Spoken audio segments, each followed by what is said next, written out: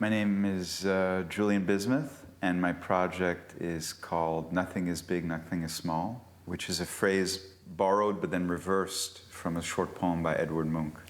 The original says nothing is small, nothing is big, and we just reversed it for the title. My practice has always had a sort of double-sided nature. On the one hand, I make visual work, but also writing is a big part of my practice. And I also write texts that don't really exist in an art context, that just end up in books or publications.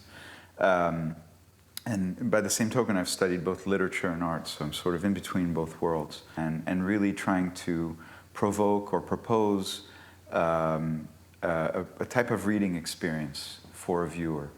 Now, the problem with that is that, as a friend of mine who's a poet always says, it's very hard to get people to read, but it's even harder to get people to read in a gallery or in a museum. I wanted to find a way to bring the text to the city and into the city.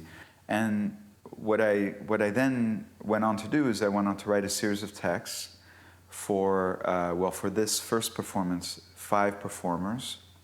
Each performer has one text, and they will walk around the city and say the text in different situations, in a tram, in a coffee shop, on the street, in a park, sometimes addressing the text to a specific person or a specific group of people, at other times just speaking it to everyone and no one, or anyone and no one. We're just going to play with different ways of disseminating a text orally in a city, and so in the use of companions is really to let the performers also at a certain point say, okay, to the person accompanying them, we're going to go in this coffee shop, you and I are going to have a conversation, and at one point I'm going to tell you my text, and I'm just going to say it in a louder voice so people can overhear. When I started writing the text, I thought of really working with the types of everyday speech that I encounter as a passerby in a city. Anecdotes, stories, arguments, jokes, whatever it is that people say in a conversation or say on the phone. And when I started writing, the writing took me elsewhere, pulled me in all these different directions, which are very random and disparate directions. One source of inspiration was simply what I saw when I came in January and February, and what I encountered just walking through the city in the winter. Another source of inspiration was the sort of linguistic landscape of Norway, the fact that there isn't one standardized Norwegian, that there are many different types of written and spoken Norwegian, but that also people communicate in English, and also you have all these immigrant communities. Another inspiration was actually, I guess you would call it classical or ancient Scandinavian literature, so the Eddas, but also mainly the poems, runic poems and kennings, and the way that the runic alphabet itself worked. All came together to form these texts, which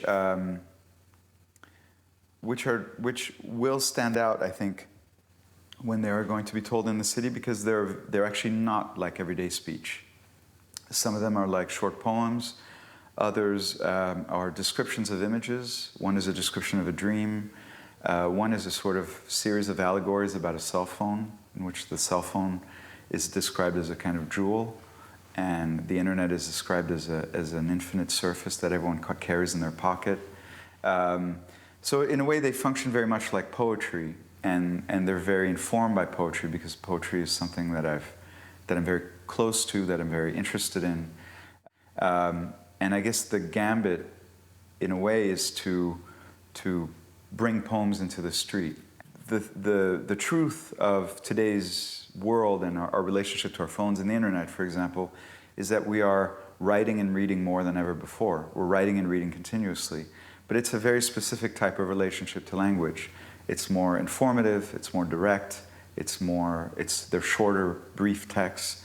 And I wanted to propose a different experience of language, an experience in which the words themselves become enigmatic or work together in enigmatic ways, very much like poetry.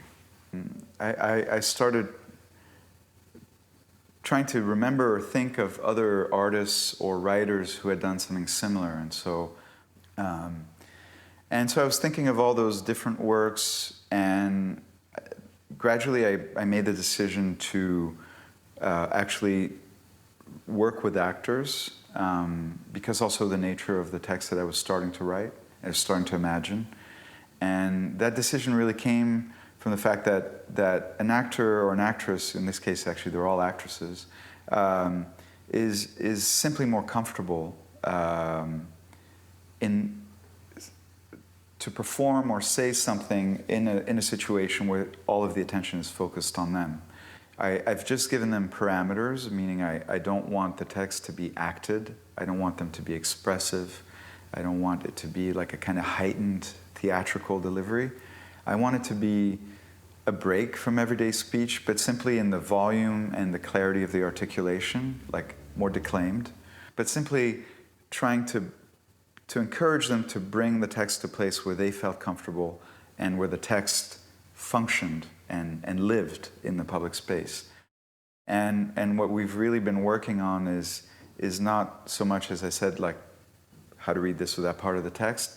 It's more how you position your body. What kind of space do you create when you're talking outside to this random audience? And they're very simple things, but we've just been working to identify them so they're aware of them, and they can kind of play off of them however they choose to. Very simple, more physical things, but they do create different spaces for public, and I think that's very interesting. That's the space that I want them to be in, and I'm really encouraging them to really adapt to each context, each circumstance, as much as they can. It's difficult to name the text because I often hesitate to categorize my text as poetry, because I think poetry is a very specific relationship to language, but that is in many ways the strongest relationship that my texts have to any kind of form or genre. And I think a lot of the work that I've done in the past and that I'm doing and what I'm doing now has been to find a way to bring the interaction or the relationship, not just to language, but to thought, to the imagination, to understanding, to interpretation, that poetry very simply and for millennia has managed to create and produce.